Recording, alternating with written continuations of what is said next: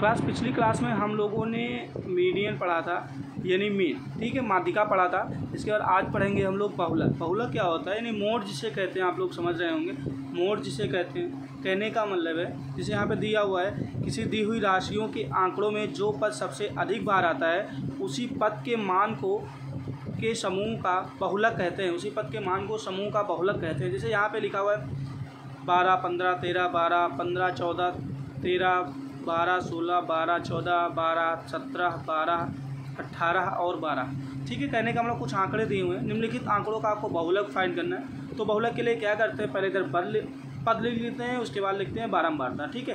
पद और बारंबारता का क्या मतलब है, पद का मतलब ये होता है कि जो नंबर्स हैं, यानी जैसे 12 देख लेते हैं, 13 है, 14 है, 15 है, 16 है, 17, फिर 18, ठीक है। ये इतने पद हैं। बारंबारता का मतलब ये होता है कितनी बार आया है। जैसे 12 कितनी बार आया है, 7 बार आया है, 13 2 बार आया है, फिर 14 2 बार आया है, 15 2 बार आया है, 16 1 बार आया है, 17 1 बार आया है और 18 1 बार आया है। यहाँ से देख के ले लेते हैं कौन सा टर्म्स, कौन सा पद कितनी बार आया है, ठीक है। जैसे 12 देखेंगे तो 1 2 3 4 5 6 और 7 बार आया है, तो इसलिए इसके सामने हमने क्या लिख दिया, 7, ठीक है। तो ऐसे लिखते हैं। अब लिखते हैं, अब देखते हैं इसमें सबसे बड़ा नंबर कौन सा है, 7, यानी पहला नंबर, यानी 12 वाला। तो होता लिखेंगे जो 12 की बारंबारता अधिक है, अतः बहुलक जो होगा वो क्या हो जाएगा, 12 हो जाएगा, ठीक है। तो इस ऐसे ही बारंबारता निकालते हैं, किसी भी पद की बारंबारता निकालेंगे, उसके बाद बहुलक निकालेंगे। मोड क्या होता है, मोड वो संख्या होती है जो सबसे अधिक बार आई हो आंकड़े में, ठीक है। तो ये सब बातों को ध्यान में रखना है क्लास। नेक्स्ट एक क्वेश्चन देखते हैं एग्जाम्पल के लिए। कुछ आंकड़े यहाँ पे दिए हुए हैं, 62 है, 65 है, 63 है, 70 है, 72, 70, 74, 70, 74 और 80, ठीक है। तो इस केस में पहले पद लिख लेंगे, पद लिख लिया हमने, पद लिख लिया, पद के बाद फिर 1 2 3 4, फिर 70 देखो 3 बार आया है, 72 1 बार आया है, 74 1 बार आया है और 80 1 बार आया है, ठीक है। तो इनको देख लेते हैं। अब देखते हैं बारंबारता सबसे अधिक किसकी है, 70 की है, तो अतः बहुलक क्या हो जाएगा, 70 हो जाएगा, ठीक है। समझ में आ रहा है, ठीक है। अब देखिए कुछ अभ्यास प्रश्न हैं, क्योंकि उस दिन अभ्यास प्रश्न आप लोगों को नहीं दिए गए थे। ये अभ्यास प्रश्न हैं, आप लोगों को सॉल्व करना है, माध्यिका निकालना है, फिर माध्यिका निकालना है। यहाँ पर देखिए इसका बहुलक निकालना है, निम्नलिखित सारणी की माध्यिका ज्ञात करना है आपको। यहाँ पर देखिए निम्नलिखित आंकड़ों का आपको बहुलक ज्ञात करना है, ठीक है। ये आप लोग सॉल्व कर लीजिएगा। ध्यान दीजिए, यहाँ पे अभ्यास प्रश्नों का हल भी दिया हुआ है, यहाँ पर आपको अभ्यास प्रश्नों का हल दिया गया है, ठीक है। ये मैं नेक्स्ट क्लास में समझा दूंगा। इसके बाद आते हैं, ध्यान दीजिए, ये एग्जाम्पल है समांतर माध्यिका, ठीक है। अब देखिए बहुलक और माध्यिका हो गए थे, जिसके आपको ये देखिए ये आपको मिल गए हैं, ये अभ्यास प्रश्न आपको दे दिए गए हैं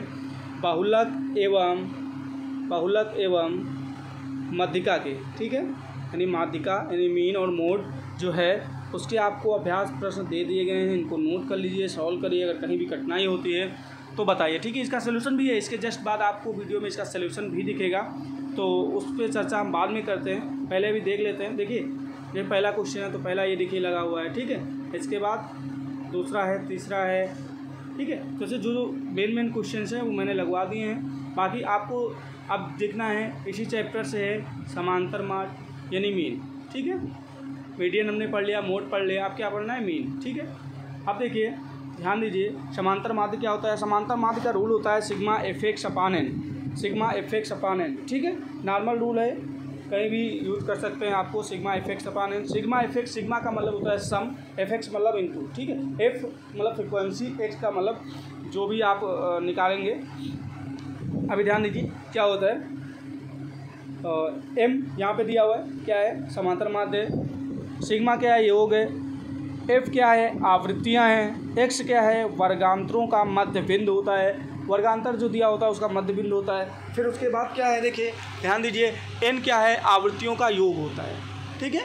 आवृत्तियों का योग होता है। एक क्वेश्चन में छोटा सा लेके चलता हूँ, समझ में आ जाएगा। देखिए क्या करना है, सबसे पहले लिखा हुआ है निम्नलिखित बारंबारता बंटन का समांतर माध्य ज्ञात कीजिए। चर क्या है, चर यानी पद यहाँ पे जिसको कहते हैं हम, लिखा हुआ है 5 10 15 20 और 25। बारंबारता क्या है, 4 9 5 4 8, 4 9 5 4 8, ठीक है। अब नेक्स्ट केस में क्या है, देखिए सबसे पहले हम सारणी बना लेते हैं। चर और बारंबारता जो इधर लिखा हुआ है उसी की हमने सारणी बना ली है। सारणी बनाने के बाद क्या करते हैं, देखिए चर ये है, बारंबारता ये है, ठीक है। तो एक तो एक्स है, एक तो एफ है। फ्रीक्वेंसी को हम बारंबारता के नाम से जानते हैं, ठीक है। अब देखिए एफ एक्स पहले निकालेंगे। एफ एक्स का मतलब होगा गुणा होगा एफ, और ये एफ है, ये एक्स है, ठीक है। ये एफ है, ये एक्स है, इनका गुणा करेंगे हम, तो 5 चौक 20 हो गया। देखिए यहाँ पे दर्शाया गया है 5 चौक 20 हो गया, 10 9 90 हो गया, फिर 15 5 75 हो गया, 20 चौक 80 हो गया, 25 6 200 हो गया, ठीक है। अब देखिए सिग्मा हमें निकालना है, रूल के अकॉर्डिंग हमें सिग्मा निकालना है। तो सिग्मा एफ एक्स यानी इसका योग हो जाएगा, इसका योग हो जाएगा 465, ठीक है। अब नेक्स्ट केस में क्या है, एक्स एन इक्वल टू क्या है, एन मतलब सम ऑफ फ्रिक्वेंसीज होता है, यानी यहाँ पे देखिए एन इक्वल टू क्या दिया है, सम ऑफ फ्रिक्वेंसी मतलब आवृत्तियों का योग। अब यहाँ पे क्या करेंगे, इन सबको ऐड कर लेंगे तो कितना आएगा, 30 आएगा, ठीक है। अब इसको हम कुछ नहीं करना है, हमको सीधा सीधा रूल में रख देना है, ठीक है। रूल में हम रख देंगे सिग्मा एफ एक्स अपान एन। ये 465 आया था, ये 30 आया था, सॉल्व करेंगे तो 15.5 ये हमारा समांतर माध्य हो जाएगा, 15.5, ठीक है। नेक्स्ट एग्जाम्पल देखते हैं। यहाँ भी समांतर माध्य निकालना है आंकड़ों का। एक्स इक्वल टू दिया हुआ है 141 145 47 149 150 152 154 155, फिर 155 2 बार है, 158। यहाँ पे देखिए फ्रीक्वेंसी दी हुई है 3 4 5, ठीक है, 3 4 5 6 10 ऐसे करके दिया हुआ है। अब यहाँ पे देखिए सेम निकालना है, एफ एक्स पहले निकालेंगे, तो एफ एक्स हम निकाल लेंगे, ऐसे आएगा। अब सिग्मा एफ एक्स निकाल लेंगे, 7500 कुछ आएगा, ठीक है। हमने एन निकाल के रखा है पहले ही, हमने एन जो है वो निकाल के रखा है, एन जो है हमने निकाल के रखा है, ठीक है। एन जो है वो निकाल के रखा है, देखिए एन जो है निकाल के रखा है। इस केस में देखेंगे 7522/50 यानी 150.44, यानी 100 जो समांतर माध्य हो जाएगा वो क्या हो जाएगा, 150.44, ठीक है। नेक्स्ट देखिए एक एग्जांपल दिया हुआ है आपको 142 144 148 151 152 153 155 की आपको माध्यिका ज्ञात करना है। तो सबसे पहले क्या करते हैं, इसको आरोही अवरोही क्रम में लिख लेते हैं। यहाँ पे आरोही क्रम में लिखा गया है बढ़ते हुए क्रम में। उसके बाद आप क्या करना है, आपको माध्यिका क्या होता है, पद कितने हैं पहले देखेंगे, यानी नंबर आप आंकड़े कितने हैं, 7 हैं, यानी ऐसा विषम संख्या है। तो विषम संख्या में क्या होता है, n+1/2वां पद हो जाता है। तो 7 + 1 8, ठीक, 8/2 8/2 यानी चौथा पद। तो चौथा पद क्या हो जाएगा, माध्यिका हो जाएगा 151 हो जाएगा, ठीक है। अब क्या होगा, नेक्स्ट एग्जांपल है 18, 20, 25, 28, 30, 36, 35, 42, 40 की माध्यिका आपको ज्ञात करना है, ठीक है। ये माध्यिका ज्ञात करने के लिए क्या होगा, आरोही क्रम में लिखने पर, ठीक है, आरोही क्रम में लिखने पर पहले आरोही क्रम लिखेंगे, फिर वही सेम प्रोसीजर है। नंबर्स देखेंगे 9 है, विषम में आता है n+1/2, ठीक है। तो 5वां पद हो जाएगा, 5वां पद क्या है 28, तो आता है माध्यिका 28 हो जाएगी, ठीक है। तो ऐसे ही सॉल्व करना है। बस आज के लिए इतना ही सफिशिएंट है, ठीक है। ध्यान दीजिए आज जो हमने पढ़ा है वो क्या क्या पढ़ लिया है। पिछली क्लास में हमने पढ़ा था, ठीक है, मीडियन, यानी पहले ये पढ़ा था आंकड़ों की माध्यिका, ठीक है। कहने का मतलब है मीडियन पढ़ लिया था। मीडियन के बाद क्या पढ़ा था, मीडियन के बाद पढ़ा था हमने, आज पढ़ा है ये मीडियन के कुछ क्वेश्चन देखे थे। उसके बाद आज पढ़ा है बहुलक, बहुलक पढ़ने के बाद उसके बाद पढ़ा है हम लोगों ने समांतर माध्य। ये आप लोग ये माध्यिका है, ये आपको सॉल्व कर लीजिएगा, ये अभ्यास प्रश्न है, ठीक है। बार बार मैं बोल रहा हूँ ये अभ्यास प्रश्न है, आपको 5 क्वेश्चन दिए गए हैं, ये आप लोग सॉल्व कर लीजिएगा, ठीक है। अब नेक्स्ट इसमें क्या है, ध्यान दीजिए 2 माध्यिका है 9, यहाँ पे देखिए इसका आंसर जो आएगा वो 9 आएगा। तो ये सब चीज़ों को ध्यान में रखते हुए सॉल्व करिएगा। समांतर माध्य छोटे छोटे क्वेश्चन दिए हुए हैं, आपको बुक में क्वेश्चन मिलते जाएंगे, सॉल्व करते जाइए, जहाँ पे दिक्कत है वो आप पूछ सकते हैं, ठीक है।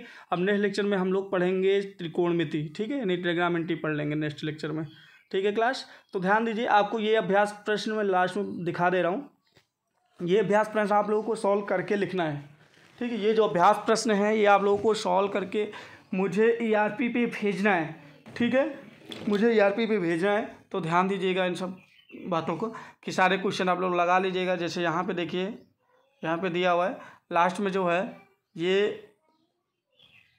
ये जो क्वेश्चन, ये एक ही क्वेश्चन है, इनमें केवल आपको बहुलक ज्ञात करना है, ठीक है, बहुलक ज्ञात करना है। कुछ आंकड़े दिए हैं 1 3 5 5 5 4 6, यहाँ पे देखिए 2 4 653434472, ठीक है।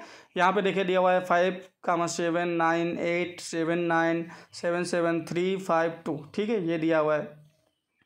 यहाँ पे देखिए का बहुलक क्या होगा, 23242524, ठीक है, ये दिया हुआ है आपको। तो आप लोग इसको सॉल्व कर लीजिए, देख लीजिए और मुझे ERP पे भेजिए, ठीक है। Thank you class.